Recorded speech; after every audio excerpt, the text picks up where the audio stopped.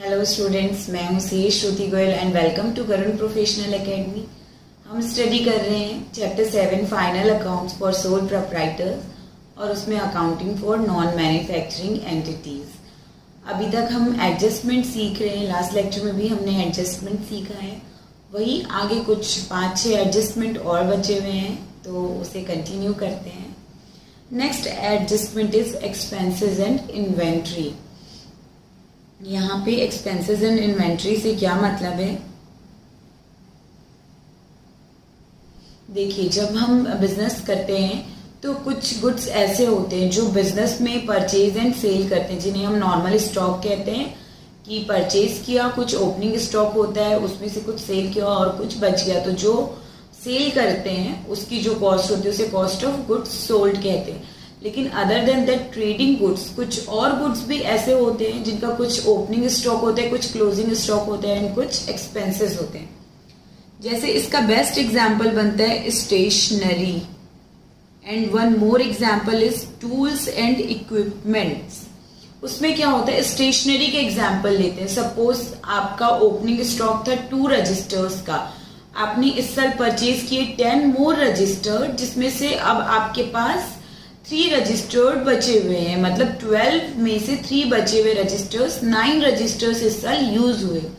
तो cost of register for this year will B 9 registered, although 10 register purchase किए, but actual में कितने register use हुए इस साल बिजनेस में? 9 रजिस्टर। तो cost of stationery for this year will be of 9 register, ना कि 10 registers.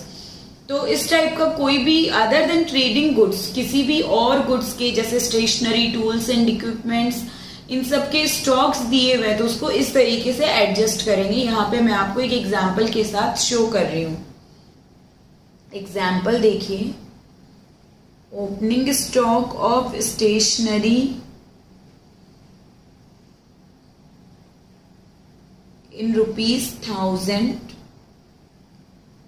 purchase of stationery 12,000 and closing stock of stationery दिया हुआ है 3,000 रुपीज। तो स्टेशनरी भी हमारी असेट की तरह है और एक्सपेंस है, ठीक है। तो ये हम पहले स्टेशनरी अकाउंट बना लेते हैं। एक स्टेशनरी अकाउंट बनाते हैं जिससे हमारी चीजें क्लियर हो जाएंगी कि इसको रिकॉर्ड कैसे करना है।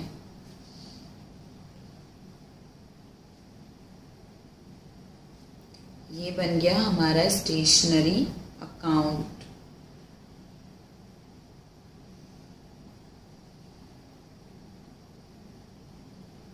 Debit side and credit side, particulars amount.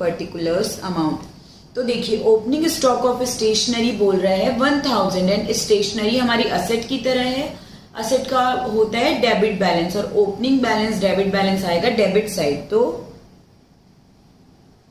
To balance brought down 1000। अब नाउ परचेज ऑफ स्टेशनरी, तो परचेज करेंगे तो क्या एंट्री पास करेंगे? Stationery account debit to cash, क्योंकि स्टेशनरी हमारी असेट है, आ रहा है debit what comes in and credit what goes out, that is cash खर्च हो रही है तो कैश गोज आउट है क्रेडिट। तो इसकी एंट्री यहाँ पे लेजर में क्या हो जाएगी? स्टेशनरी डेबिट हुआ है तो डेबिट साइड में टू कैश अकाउंट 12,000। अब बता रहे क्वेश्चन में क्लोजिंग स्टॉक है 3,000 रुपीज का, तो यहाँ पे लिखेंगे बाय बैलेंस कैरी डाउन 3,000। अब देखिए, इधर टोटल है 13,000, तो इस साइड भी टोटल आएगा 13,000, मतलब लेकिन क्लोजिंग स्टॉक में केवल 3,000 लिखा है, 10,000 का कुछ मिसिंग है। तो ये 10,000 का ही क्या हो गया? एक्सपेंस ऑफ स्टेशनरी, जो कहाँ चल जाएगा? By P&L account. और ये एक एक्सपेंस हो जा रहा है, स्टेशनरी पे उतना खर्च हो गया इस साल, इसलिए P&L account debit to stationery account 10,000 और इसकी पोस्टिंग हुई है स्टेशनरी अकाउंट में। तो स्टेशनरी अकाउंट का एक्सपेंस कैसे कैलकुलेट करेंगे? Stationery expense is equal to opening plus purchase minus closing, जैसा हमने यहाँ पे किया 1000 plus 12,000 minus 3,000 is equal to 10,000। ये कैसे हुआ? ओपनिंग स्टेशनरी थी 1000 की, ड्यूरिंग द ईयर हमने परचेज की 12,000, टोटल स्टेशनरी हमारी कितनी हो गई 13,000 की। आउट ऑफ दिस 3,000 की स्टेशनरी अभी भी हमारे पास बची हुई है, मतलब ड्यूरिंग द ईयर कितनी स्टेशनरी यूज हो गई 10,000। तो जितनी स्टेशनरी यूज हुई उतनी ही स्टेशनरी को हम स्टेशनरी का एक्सपेंस मानेंगे। आपको समझ में आ रहा है? स्टेशनरी का expense is equal to stationery used during the year, और इस तरीके से इसकी एंट्री होती है stationery account debit to cash, और उसके बाद यूज्ड अमाउंट से जाएगा P&L में, बाकी शो होगा क्लोजिंग स्टॉक में। इसकी जनरल अब P&L में कैसे होगा, क्योंकि ये एक्सपेंस है तो एक्सपेंस में परचेज वाला अमाउंट नहीं लिखेंगे, कौन सा अमाउंट लिखेंगे जो यूज हुआ है स्टेशनरी। इस तरीके से अलग स्टॉक्स भी हो सकते हैं स्टेशनरी के अलावा। स्टेशनरी एक्सपेंस में क्या, opening plus purchase minus closing, तो 1000 प्लस 12,000 माइनस 3,000। स्टेशनरी का एक्सपेंस P&L में कितना शो होगा 10,000, और जो क्लोजिंग स्टॉक है वो कितना कहाँ दिखने लगेगा, करंट असेट में। करंट असेट में closing stock of stationery ₹3,000। This is entire accounting treatment for stock, जो ऐसे आइटम का जो स्टॉक में भी दिखे और एक्सपेंस में भी दिखे। तो यूज्ड जितना यूज हुआ है during the year will be transfer to profit and loss account, और जो क्लोजिंग स्टॉक बच गया वो दिखेगा बैलेंस शीट में। ठीक है, नेक्स्ट एडजस्टमेंट है some goods being used for donation, drawing, repair and advertisement. Advertisement कैसे कि लिखा होगा, एडवर्टीजमेंट का मतलब सैंपल डिस्ट्रीब्यूशन। कुछ गुड्स होते हैं सैंपल डिस्ट्रीब्यूशन में फ्री में देने पड़ते हैं। ये कौन से गुड्स हैं, जो हम ट्रेडिंग में जो गुड्स यूज करते हैं, जो परचेज करते हैं सेल करने के लिए, उन गुड्स में से ही कुछ हो सकते हैं हम डोनेशन कर देते हैं। जैसे कोई दुकानदार है, उसके बाहर कोई बैगर आता है तो वो अपनी दुकान में से ही कुछ चॉकलेट या फिर कुछ भी ऐसा चिप्स पैकेट वो उसने डोनेट कर दिया, तो वो सेल तो हुआ नहीं, लेकिन उतने से उसकी परचेज की वैल्यू कम हो गई, ऑल्दो नॉट सोल्ड। उसी तरीके से ड्राइंग, ओनर कई बार खुद के यूज के लिए बाहर से सामान नहीं खरीदेगा उसकी दुकान का, क्या करेगा, दुकान से ही अपना सामान विड्रॉ करके घर पे ले जाएगा और उसे यूज करेगा। तो उस समय भी हमारा स्टॉक कम हो गया, लेकिन it is not sold. In the same manner repair, किसी की ऐसी दुकान है कि मान के चलिए कि हार्डवेयर की दुकान है, प्लाईवुड्स वगैरह, अपना फर्नीचर उसी से उसने रिपेयर कर लिया, बाहर से तो परचेज नहीं करेगा, but it is not used to sell but repair करने के लिए। In the same manner advertisement, कुछ हो सकता है स्पेशल कस्टमर हो या न्यू बिजनेस स्टार्ट किया हो, तो कई बार कस्टमर को अट्रैक्ट करने के लिए, रिटेन करने के लिए गुड्स सैंपल में डिस्ट्रीब्यूट करते हैं, तो वो उससे भी परचेज कम हुआ, लेकिन दिस इज नॉट सेल, वो एक तरीके का खर्च हो जाता है। तो वो सब के लिए कैसे अकाउंटिंग करते हैं यहाँ पे हम देखते हैं। इससे हमारा परचेज कम हो रहा है, मतलब ट्रेडिंग अकाउंट से गुड्स की वैल्यू कम हो रही है, ना तो वो क्लोजिंग स्टॉक में बच रहे हैं ना सेल में रह रहा है, ना तो वो गुड्स सेल हुआ है ना क्लोजिंग स्टॉक में दिख रहा है, मतलब परचेज से केवल कम हो गया, जैसे वो परचेज किया ही नहीं। तो यहाँ पे डोनेशन अगर किया है, पहला अगर डोनेशन किया है तो donation account debit to purchase, उस अमाउंट से परचेज अकाउंट रिड्यूस हो जाएगा, और उसके बाद ये P&L का पार्ट बन जाएगा donation, P&L account debit to donation, क्योंकि डोनेशन एक तरीके से हमारा एक्सपेंस है, इसलिए P&L अकाउंट में शिफ्ट कर देंगे। उसी तरीके से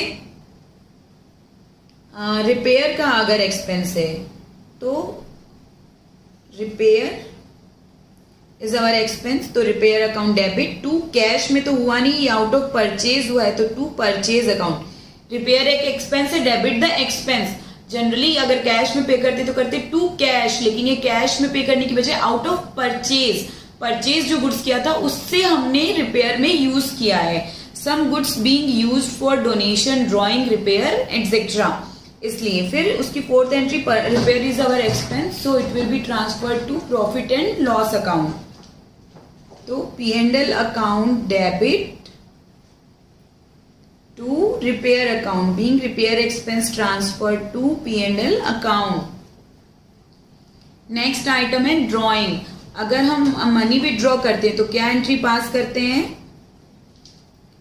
drawing account debit to cash. तो अब ड्रॉइंग अकाउंट डेबिट कैश के कारण नहीं हो रहा है, परचेज जो गुड्स किया था उसके कारण हो रहा है. तो to purchase account and drawing कहाँ एडजस्ट होता है? कैपिटल अकाउंट में.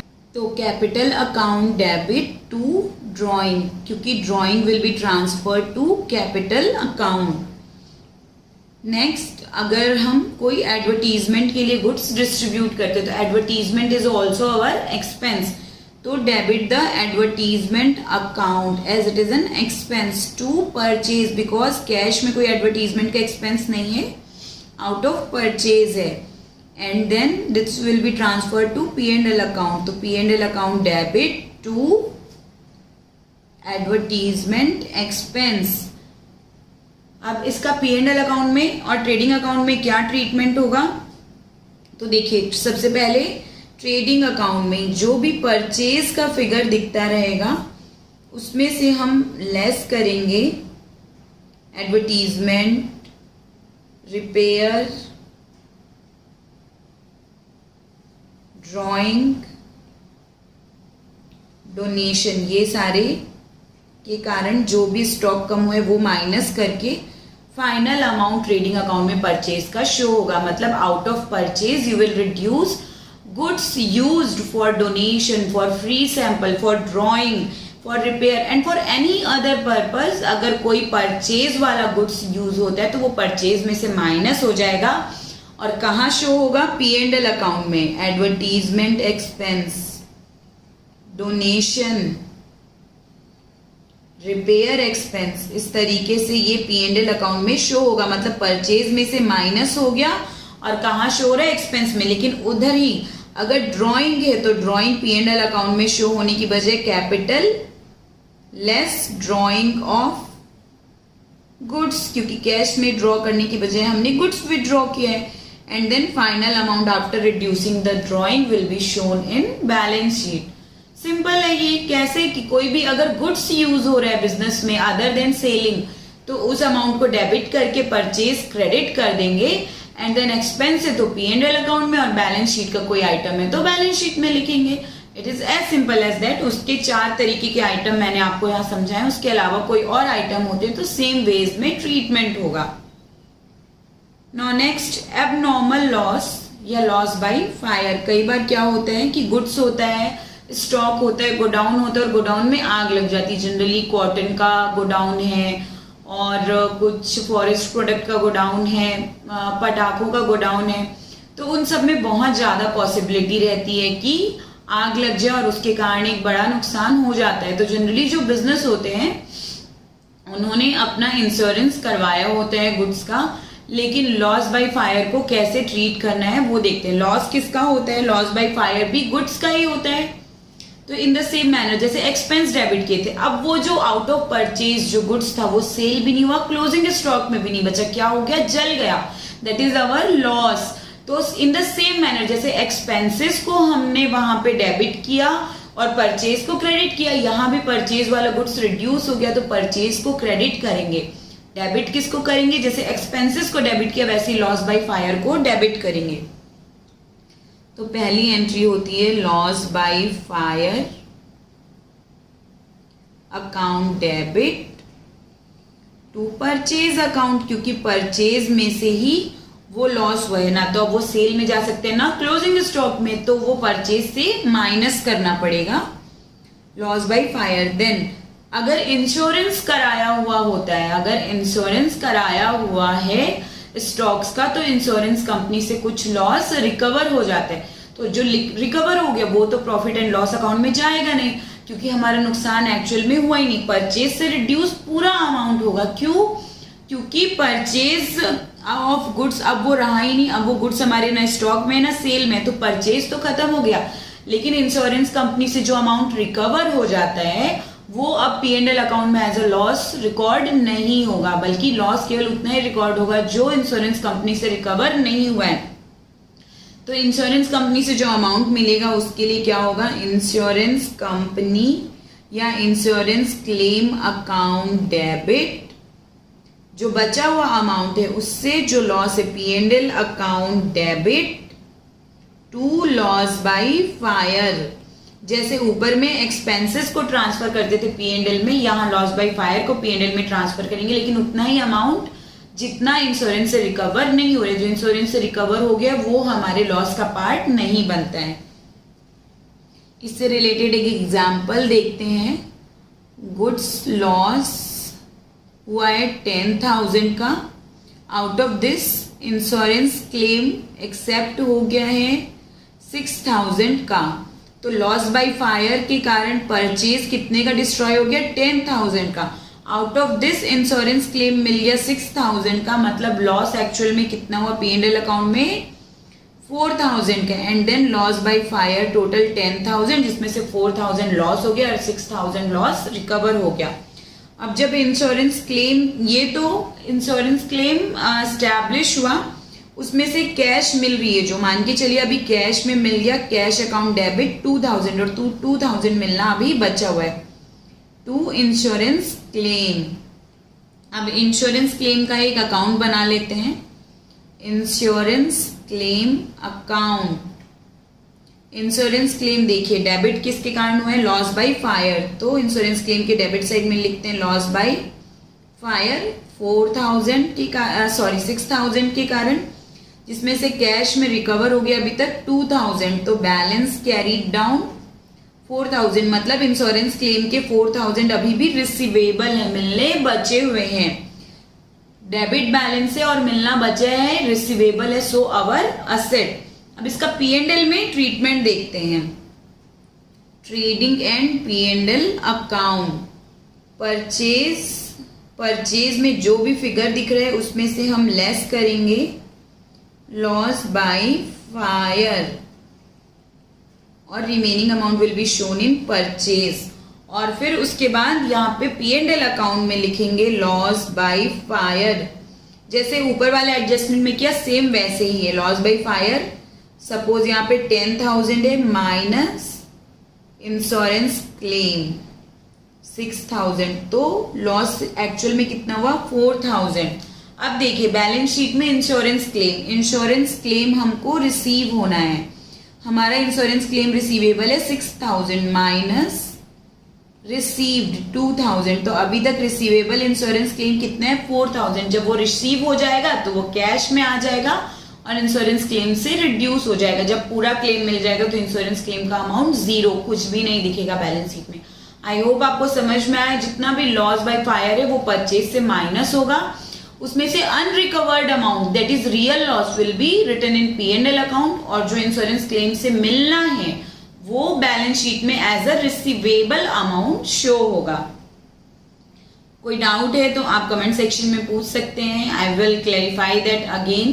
बार बार मैं यही चीज कहती हूँ कि I am always here to clarify your doubts, लेकिन आप बहुत अच्छे से कीजिए, बार बार इसको प्रैक्टिस कीजिए। एंड ये ऐसी चीज है, ये एडजस्टमेंट्स ऐसे हैं कि ऑल CA जर्नी आपको काम आएगा during the entire journey of your CA period. और उसके बाद CA बन जाते हैं, कोई भी अकाउंट से रिलेटेड काम करते हैं, तो ये एडजस्टमेंट आपको हमेशा काम आएंगे। और इतने डिटेल में शायद आपको और कहीं भी ये एक्सप्लेनेशंस नहीं मिले। सो प्लीज बहुत अच्छे से देखिए और कोशिश कीजिए कि आपको समझ में आ जाए। ये समझ जाते हैं तो आपको फाइनल अकाउंट्स बनाने में कोई भी प्रॉब्लम नहीं होगी। नेक्स्ट है abnormal gain on sale of asset, या एबनॉर्मल लॉस भी हो सकता है।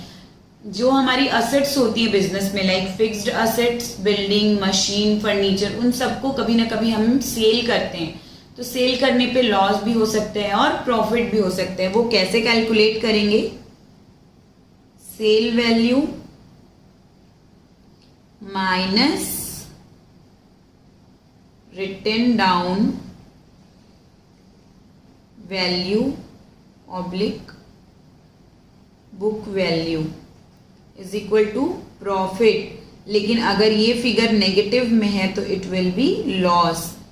रिटन डाउन वैल्यू क्या होता है, WDV या बुक वैल्यू क्या होती है, original cost minus depreciation till date of sale. ये total depreciation till date of sale, ये जो हमने डेप्रिसिएशन चैप्टर किया है उसमें profit and loss on sale of asset निकालना सीखा है। जब आप प्रैक्टिकल क्वेश्चन करेंगे तो और अच्छे से सीख जाएंगे।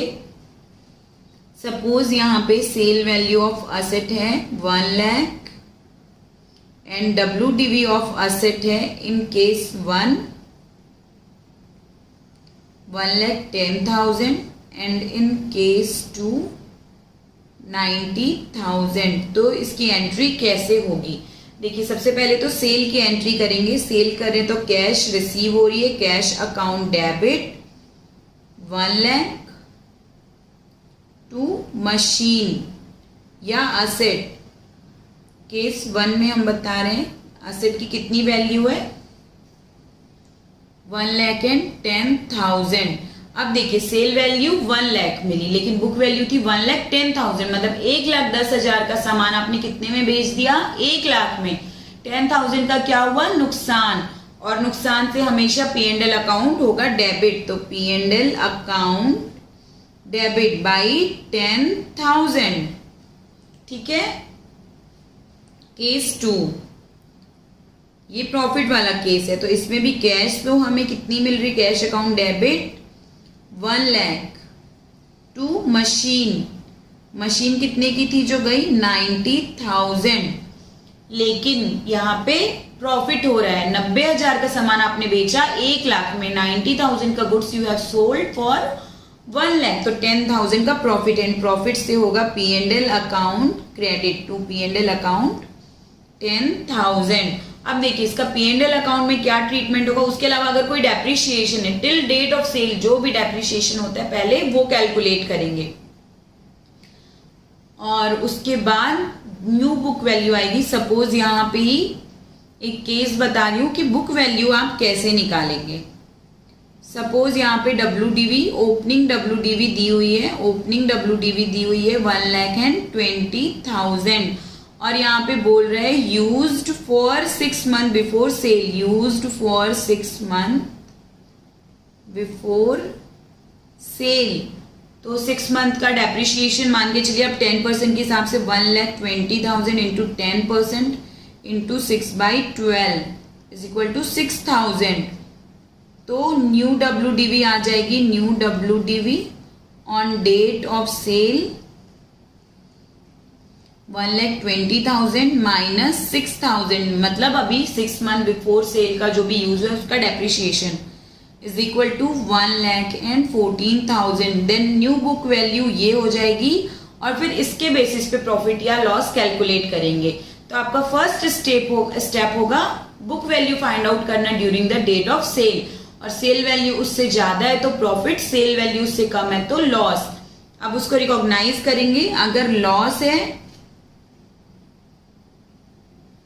बाई सेल ऑफ मशीन 10,000 और अगर प्रॉफिट है तो वो आ जाएगा क्रेडिट साइड में, profit on sale of machine वो आ जाएगा क्रेडिट साइड में 10,000। बैलेंस शीट में क्या क्या ट्रीटमेंट होगा, total book value of asset minus book value of asset sold. यहाँ पे बुक वैल्यू ही नोट करेंगे, सेल वैल्यू नोट नहीं करेंगे, मतलब बुक वैल्यू तक माइनस होगा बैलेंस शीट में और बुक वैल्यू से जो भी कम ज्यादा है वो एडजस्ट होगा P&L अकाउंट में। और अगर कुछ एक्स्ट्रा डेप्रिसिएशन चार्ज कर रहे हैं तो debit side of P&L account में जो एक्स्ट्रा डेप्रिसिएशन उस असेट पे चार्ज किया हुआ है वो भी एडजस्ट करेंगे। मतलब opening book value of the asset में से book value of asset sold minus कर देंगे और जो असेट सेल पे प्रॉफिट या लॉस है उसे लिखेंगे P&L अकाउंट में। यहाँ पे कभी भी सेल वैल्यू नहीं आएगी, बैलेंस शीट में सेल वैल्यू माइनस नहीं करेंगे, हमेशा क्या माइनस करेंगे, book value of asset sold. ये अक्सर ये गलती होती है स्टूडेंट से कि वो बैलेंस शीट में सेल वैल्यू माइनस कर देते हैं या फिर कुछ भी माइनस करना भूल जाते हैं। तो क्योंकि अब वो असेट जा चुकी है, अब वो असेट बिजनेस में नहीं है, इसलिए हमेशा इस बात का ध्यान रखेंगे। मैं बार बार बोल रही हूँ, फिर से बोल रही हूँ, सेल वैल्यू माइनस नहीं करना है, बुक वैल्यू माइनस करना है। और जो असेट सेल कर दी गई है उसे बैलेंस शीट से रिमूव करना। और रिमूव करना मतलब उसकी बुक वैल्यू को माइनस करना। एडेड कौन सी वैल्यू होती है बैलेंस शीट में? असेट्स की बुक वैल्यू एडेड होती है, तो वहां से रिमूव करना है। तो क्योंकि बुक वैल्यू एडेड है इसलिए बुक वैल्यू को ही माइनस करेंगे और सेल करने पे जो भी प्रॉफिट या लॉस हो रहा है वो शो करेंगे P&L अकाउंट में। इसको अच्छे से प्रैक्टिस करेंगे, कोई भी डाउट है तो पूछेंगे। ये बहुत काम आता है आगे भी कि सेल ऑफ असेट हो रही है तो उसका क्या ट्रीटमेंट होगा। पहला तो जो भी प्रॉफिट या सेल है वो प्रॉफिट या लॉस ऑन सेल है वो P&L में शो करेंगे, और उसके अलावा जो भी book value of the asset sold है वो existing book value of all the asset से माइनस करेंगे और बचे हुए असेट्स की वैल्यू बैलेंस शीट में शो करेंगे।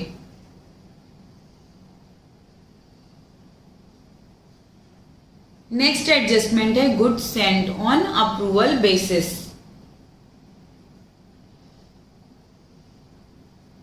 अब ये goods Saint on approval basis क्या होता है? बहुत बार जब हम बिजनेस करते होते हैं तो कस्टमर्स को गुड्स तो भेज देते हैं, बट अभी कंफर्म नहीं होता है कि गुड्स अभी भी सेल हुआ है या नहीं हुआ है, क्योंकि गुड्स कस्टमर्स को रिटर्न करने की अथॉरिटी होती है।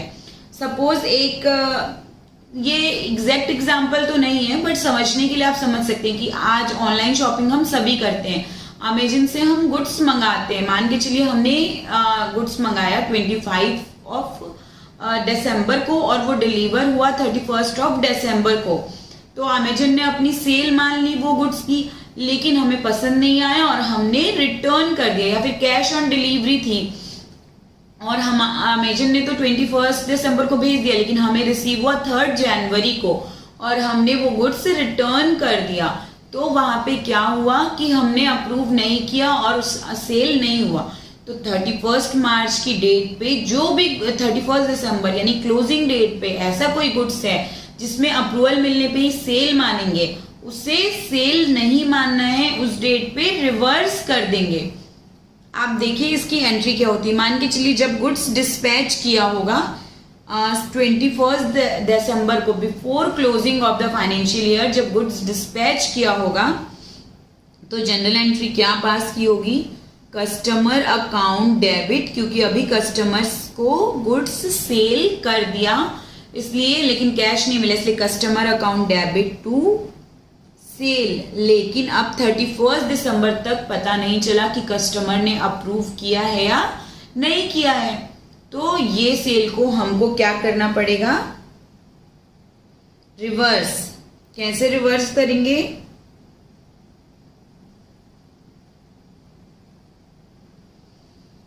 यहाँ पे एक एग्जाम्पल हम ले लेते हैं ताकि ज्यादा आसानी रहेगी समझने के लिए।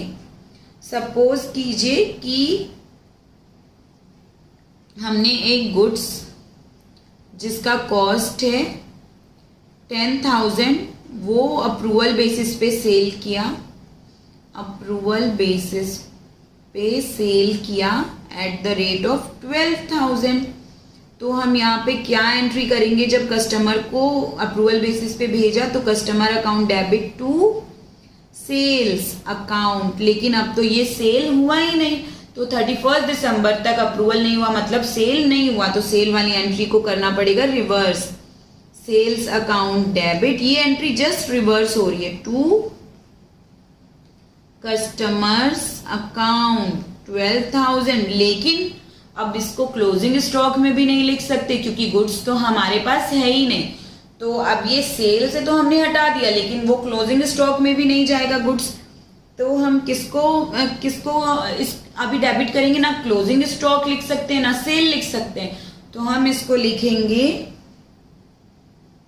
Stock on approval basis debit by cost.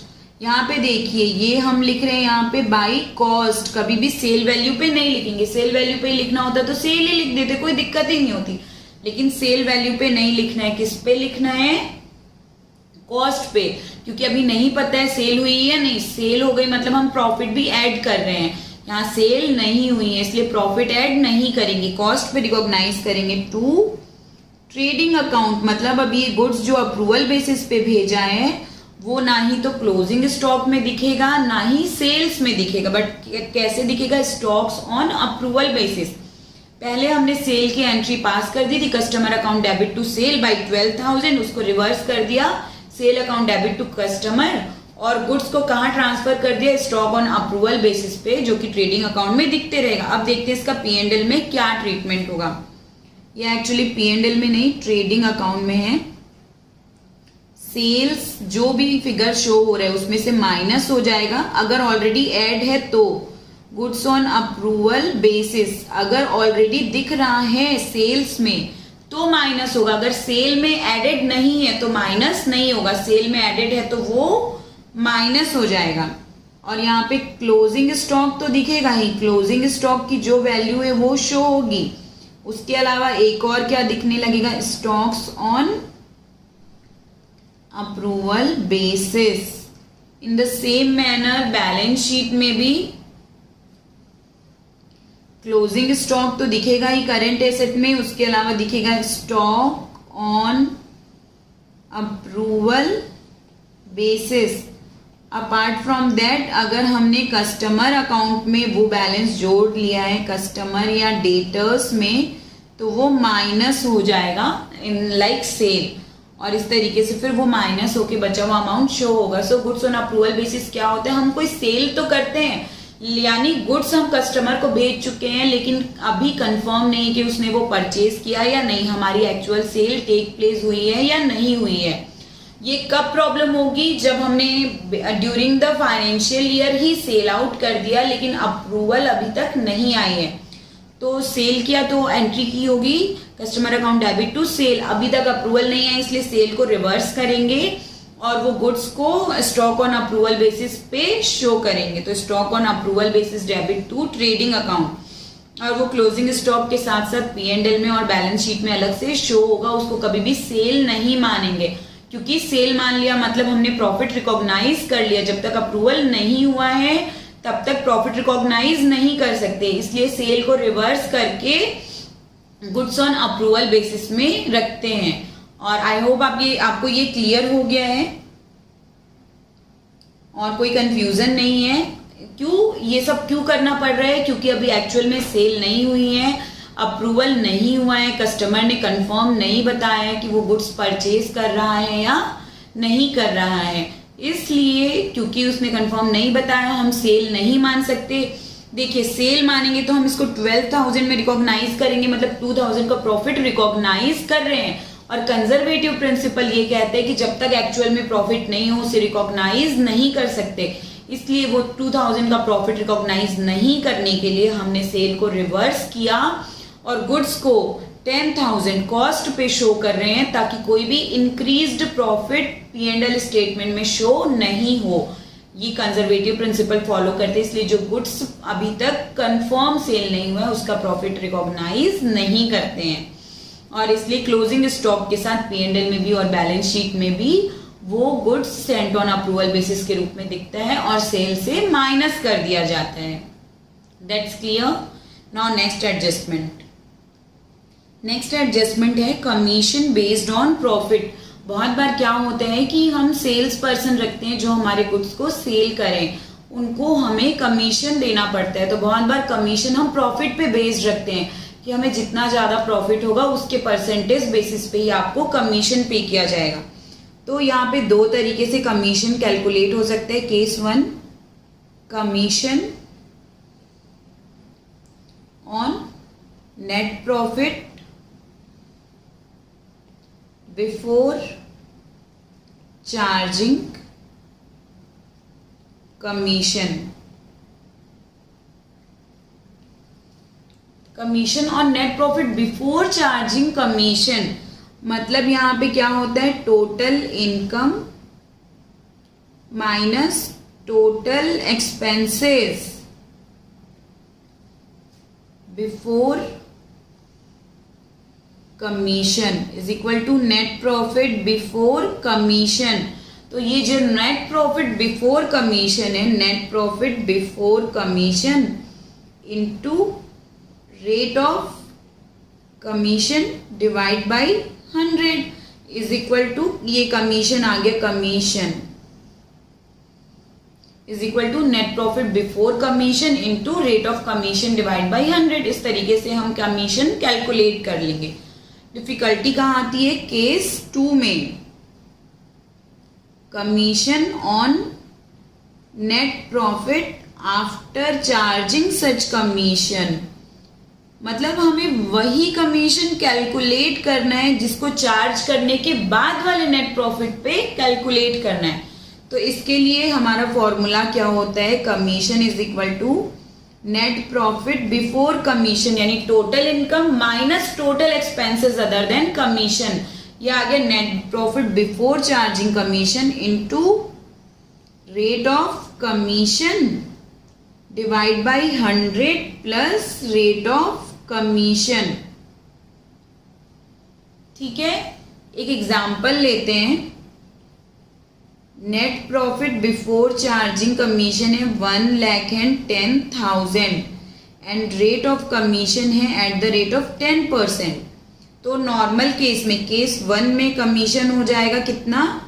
1,10,000 into 10%, that is 11,000। Case 2 में क्या होगा? Commission is equal to net profit before commission into rate of commission divide by 100 plus rate of commission that is 10।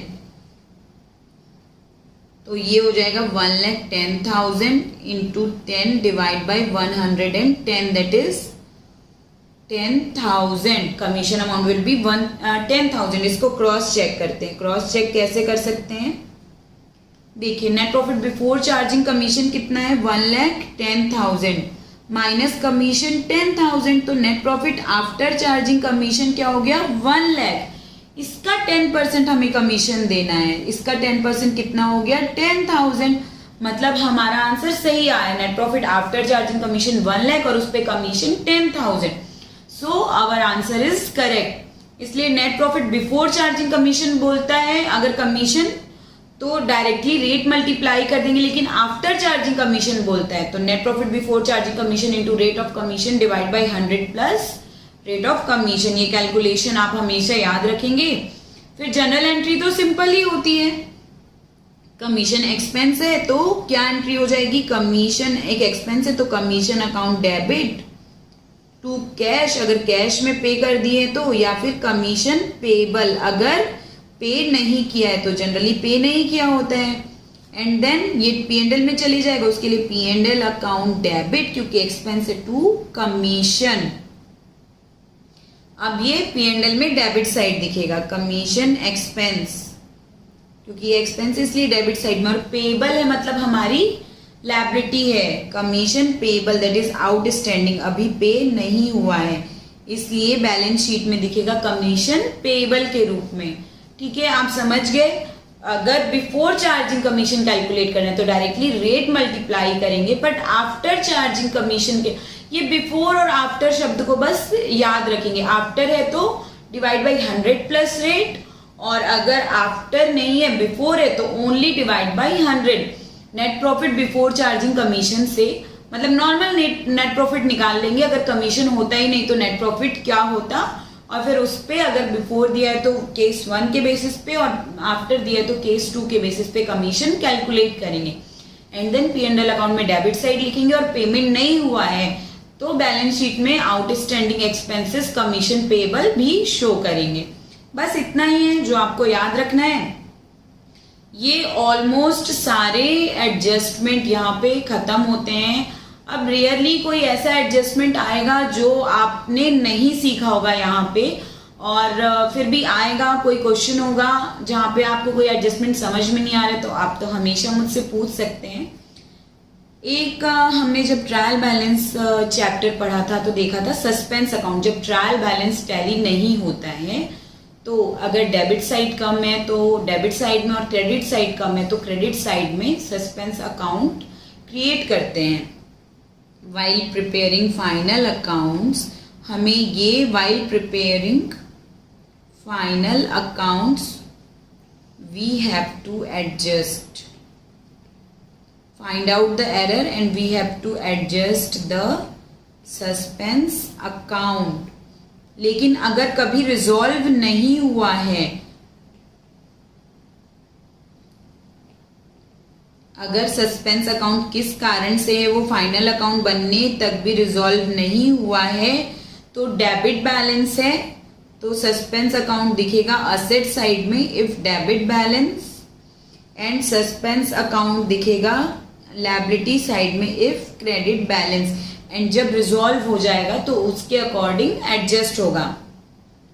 Next, adjustment for rectification. कुछ ऐसे rectification of error chapter में हमने पढ़ा है कि बहुत बार कुछ मिस्टेक्स हो जाती हैं जो ट्रायल बैलेंस में रिकॉग्नाइज नहीं की जाती बल्कि फाइनल अकाउंट प्रिपेयर करते हैं तब रिकॉग्नाइज की जाती हैं.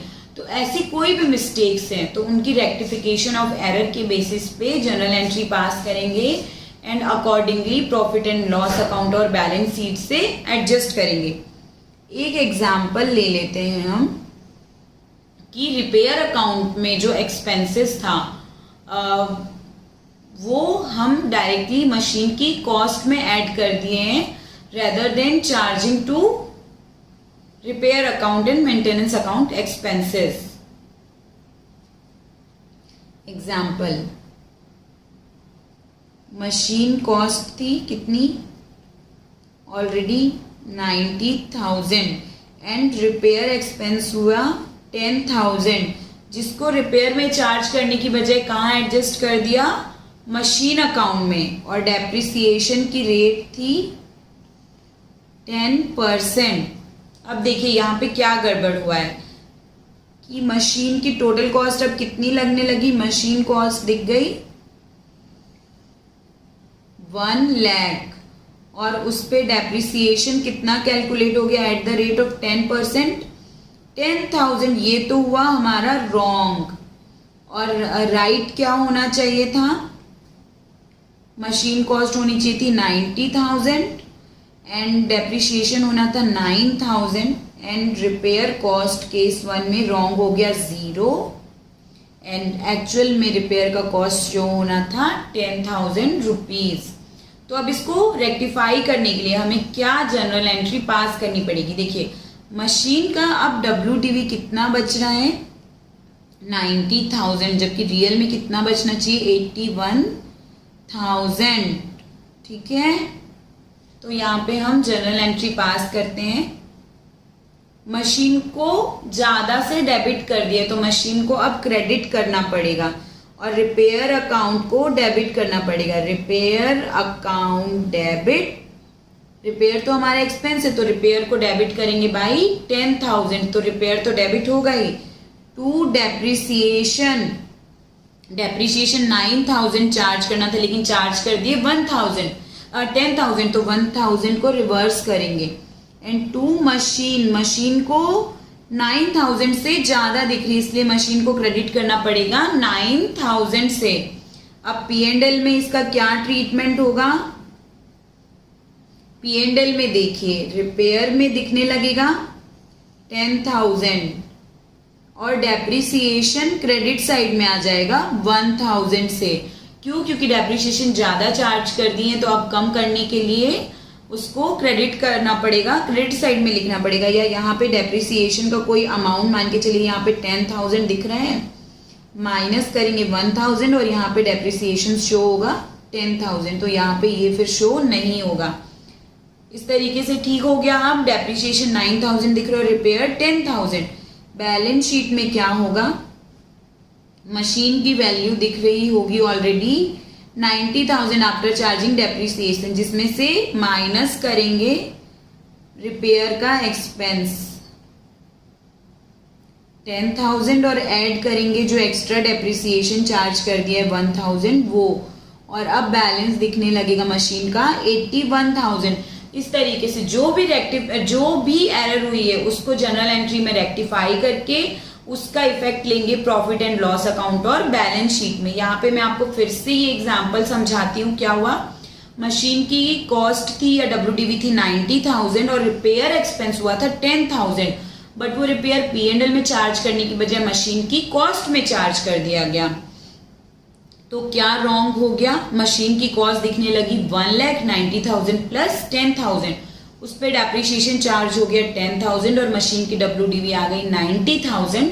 रिपेयर कॉस्ट में हमने लिख दिया 0, जबकि करेक्ट क्या होना था? मशीन की कॉस्ट 90,000, उसमें से 9,000 डेप्रिसिएशन माइनस होना था, यानी डेप्रिसिएशन 1,000 ज्यादा रिड्यूस हो गया और मशीन की WDV 81,000 दिखनी चाहिए थी, मतलब 9,000 WDV ज्यादा शो हो रही है और रिपेयर में 10,000 लिखना था जबकि हमने 0 लिखा।